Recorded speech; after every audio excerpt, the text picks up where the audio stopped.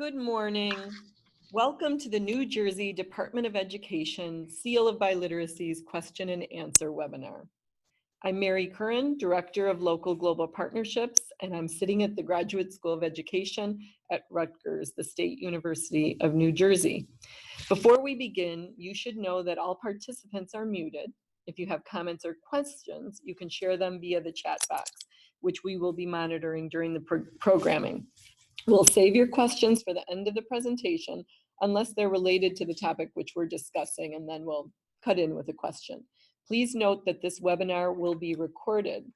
Today I'm joined virtually by Lori Ramella and Maria Romero from the NJDOE's Division of Academic and Performance and Division of Student Services. They're answering questions we've received regarding the Seal of Biliteracy. And now I will turn it over to you, Lori and Maria. Morning, everyone. This is Lori Ramella, along here with Maria Romero from the Department of Education. Welcome to our Seal of Biliteracy question and answer webinar. And we had received a number of questions prior to today. And today's PowerPoint is really fashioned after addressing those questions. We will also have an opportunity to answer any questions at the end if you have them. As was indicated, the webinar will be recorded and the PowerPoint will be shared with all of the participants.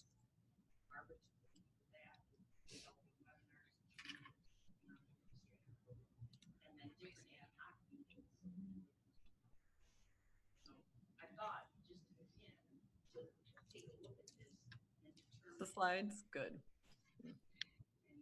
So we wanted to begin with the first question about what is the State Seal of Biliteracy and a little bit of history about it. It began really with other states, started by a group called Californians Together in 2008. And then in January 2016, this initiative became legislation in the state of New Jersey, where the state has the opportunity to implement a statewide seal for high school students. And some of the opportunities that go along with a student who receives the seal is that it encourages students to learn a world language. It enables them to be college and career ready and prepares students with 21st century skills. And in order for a student to be deemed as a Seal of Biliteracy student, he or she needs to demonstrate proficiency in English and in one or more languages. And we do have some students where there have been students who attained the seal in more than one language. The requirements are that the student has to show that he or she is proficient in English by meeting the language arts graduation requirements. Or if it is a student who is an English language learner, he or she needs to take the Access for ELS assessment and demonstrate proficiency on that assessment. And then in addition to the English requirement, students also have to take a language proficiency test where the student has to demonstrate a score of intermediate mid. And these tests have to align with the ACTFL proficiency guidelines, or if it is a student who's taking American Sign Language or Native American languages, it has to be a score equivalent to intermediate mid.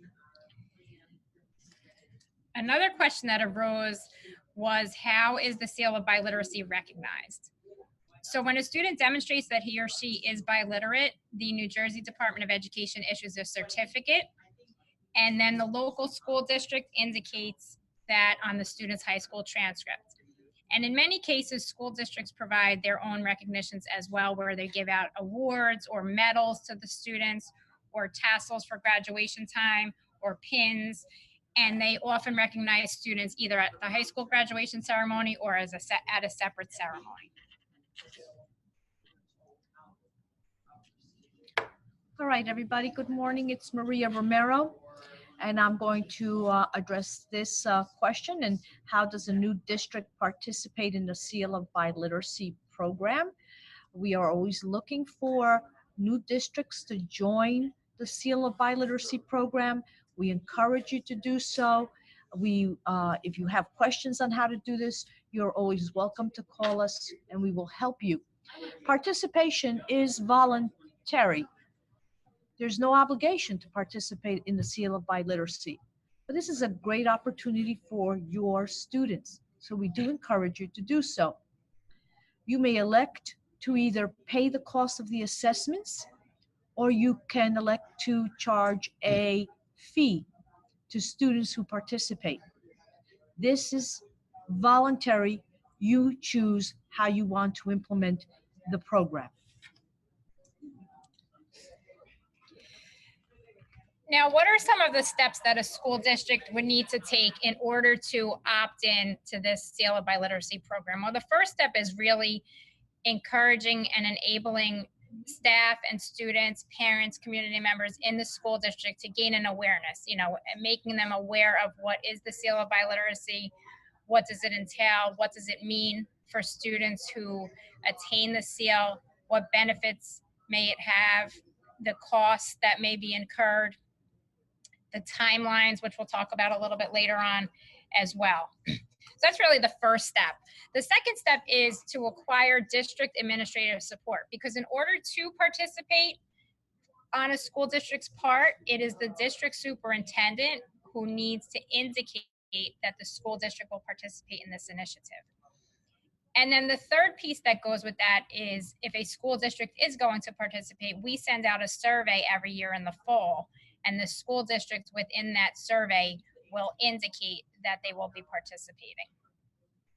Another step is that the Department of Education timelines that we set need to be followed. So beginning from the survey, and then when the actual assessments need to be taken, and then a submission of the scores so that we can issue the certificates in enough time for high school graduation. After those timelines are really in place, the tests actually have to be given to the students who will qualify for the seal. And then after all of that, the last piece is for the data to be submitted to the New Jersey Department of Education through the homeroom website, as well as it goes into NJ Smart, which is the state student database. Please note that the students receiving the seal must be graduating seniors. While you may administer the world language proficiency tests during the junior year, after January of the junior year, only seniors who are graduating may receive the seal. And if you're interested in finding more information about how students can actually qualify, we have these two linked items. The Acceptable Evidence of Proficiency document will provide all of you the tests that can be taken to demonstrate proficiency in 2 or more languages.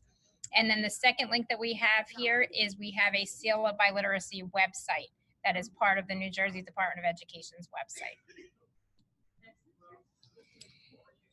When it comes to the world language assessments that can be used, these are the ones that are approved right now that you see on this list: the advanced placement, the APPLE, or assessment of performance toward proficiency, the ACTFL, which there is a Latin portion called the ALERA can be used, and International Baccalaureate Assessment, the OPI and WPT. For students who are taking sign language, the sign language proficiency interview, and the stamp. So any of these tests can be used for the world language portion. Please note that if you have an assessment that you want to give a student and it's not listed here, you would have to call us to get it approved. Now, the assessment must be aligned to the ACTFL standards, and therefore that's the reason that only these assessments have been approved so far, because they must be aligned to the ACTFL standards.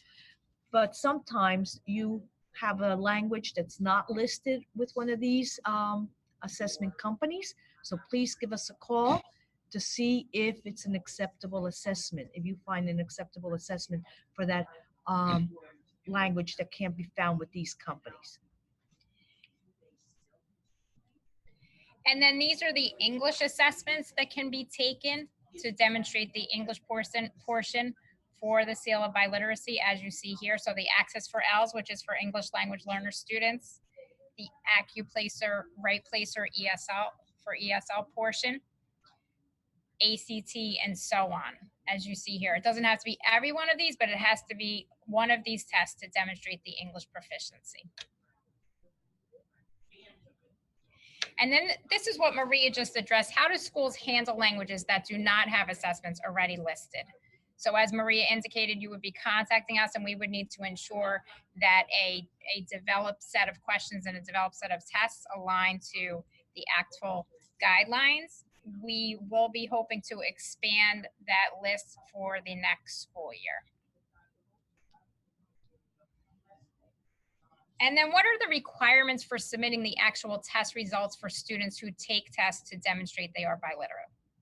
Well, first of all, the tests have to be taken in the district or a language school where a district representative is accompanying the student or students.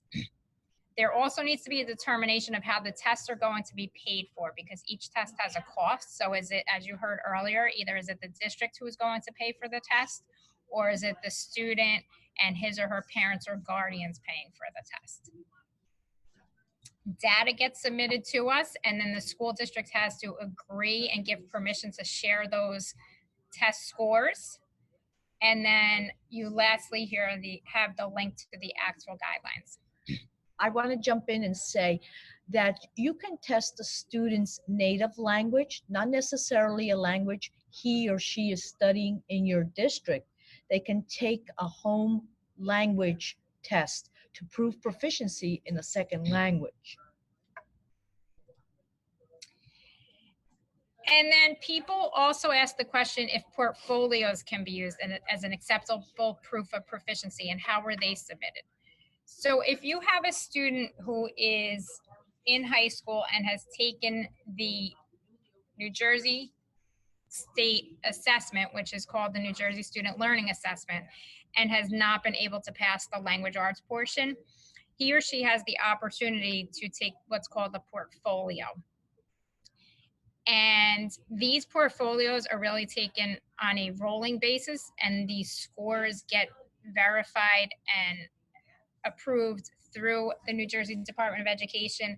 And so then these scores and these students who attain the seal may and very often do receive their certificates later, and often after high school graduation ceremonies have taken place.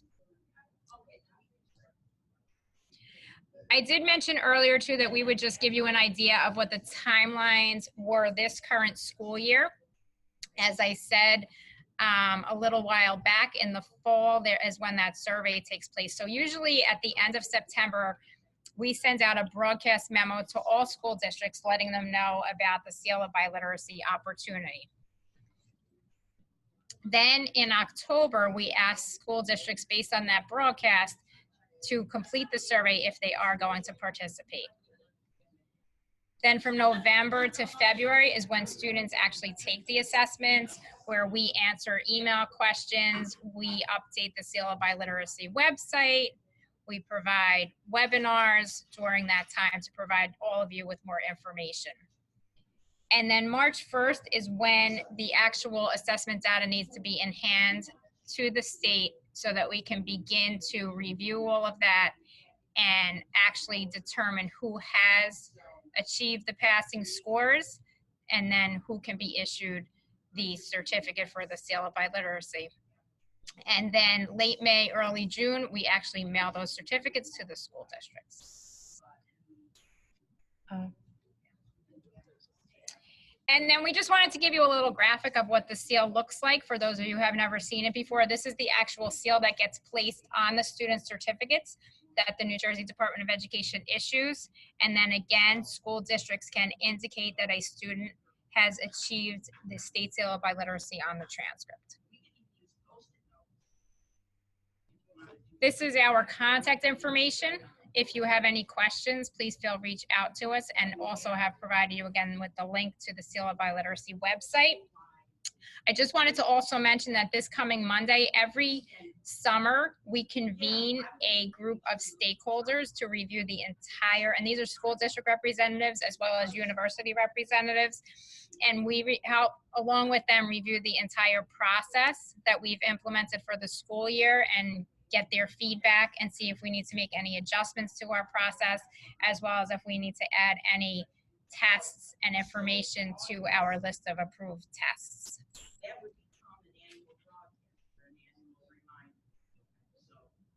Thank you, Lori and Maria. Thank you. I have a few questions for you that came up from our attendees and that people have sent in to us. Of the world language assessment options that are available, which ones are developed by ACTFL? I'm just going to go back to that slide so everybody could see that one, Mary. Mm-hmm. Which, I believe I heard the question to be which ones are developed by ACTFL. Right. I believe that LTI may be related to ACTFL, but ACTFL is an organization that's sort of like the National Flange organization, and in fact does not necessarily develop the tests themselves. It's their proficiency levels that are being used nationally by companies to develop exams or assessments in world languages. So it's not necessarily that they own any of these companies, but rather that their standards, proficiency levels are being used to develop assessments. And we follow those proficiency levels. So that we're all uniform as far as what we expect, the expectations of students and their performance. And just to add on to what Maria said too, when we said earlier about scoring an intermediate mid, that comes directly from those ACTFL guidelines. And in the ACTFL guidelines, it describes what a student at that level might look like, so to speak. So they're descriptors. Okay, we have a few more questions. If a district does administer and participates in the Seal of Biliteracy, are they required to participate every year after that? Now, every year it is a new process to indicate that a district is going to participate. So it's on an annual basis. So 1 year does not assume that they are automatically participating in the next year. Every year we need to know who's participating. Okay. And are students allowed to request duplicate diplomas? I'm not sure if is that a state question? That's up to the school district if they would issue that at a second time. Okay. And another question had to do with where the assessments were taken. If a student's taking an assessment, one of the acceptable ones out of district, is that also possible? I don't know if the person means, like we had the one slide that said about at a language school, that would have to be accompanied by a school district representative, and it could only be one of the tests that you see here. Okay. I also want to add to that the test must be administered in the presence of a person from the district. In other words, a student couldn't go to a remote location, take the test, and come back with the results and say, here, I passed the test. It actually has to be given in a location where someone from the school can verify that it was taken by the student himself or herself. Right. And just to add to that, the student can't just decide that he or she wants to take the test. It has to go to what I said earlier, that the school district has told us through the superintendent that they are going to participate. Because we did have a couple students ask, well, can I just participate and gain the seal? It has to have the district support and approval. And thank you to the participant who posted the link with ACTFL about the development of the assessments. One other question has to do with who can upload the information. Can it be someone other than a supervisor to upload the information to the spreadsheet? It can be somebody other than a supervisor, but I would strongly encourage that the supervisor reviews that, because when we receive the spreadsheet from every district indicating all students who will potentially attain the seal, we review all that to ensure that it indicates the student's correct identifying information like their student ID number, their first name and last name are correct, that the language and or languages are correct, that the assessment that's going to be taken is correct. And on that spreadsheet, it does ask who the SEAL coordinator is. Now, he or she may have a designee who's entering the information on the spreadsheet, but that SEAL coordinator should really verify that it's correct. Okay, thank you.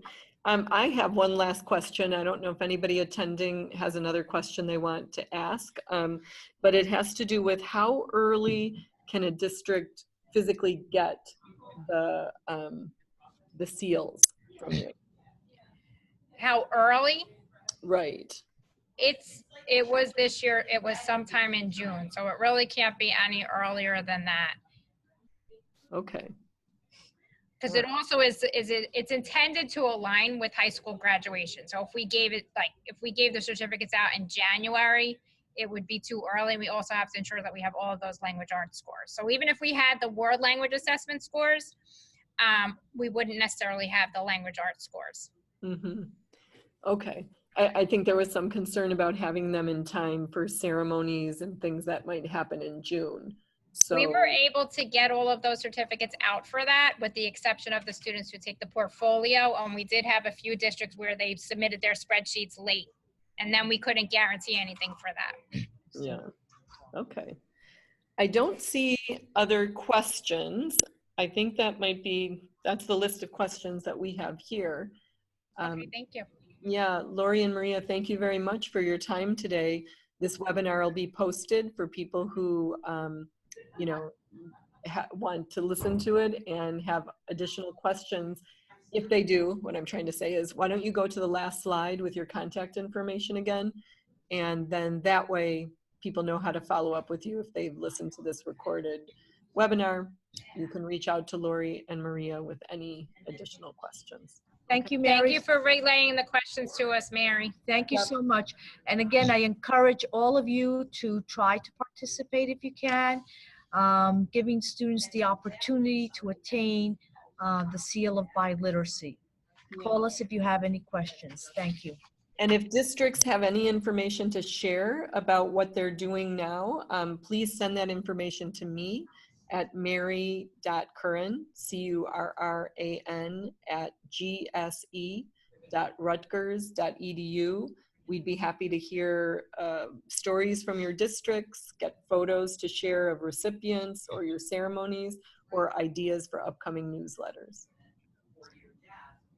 Yep, and follow us on Twitter at NJ_Seal of Biliteracy. Very good. Thank you. So Mary, before you end, maybe you'd like to send the people what you just said, just in case anybody didn't quite catch it. Your email and the tweet information. Yep, I'll send it and the slides. Okay. Thank you. Thank you for everybody for participating. Thank you. Enjoy the rest of the day. You too. Thank you. Bye-bye.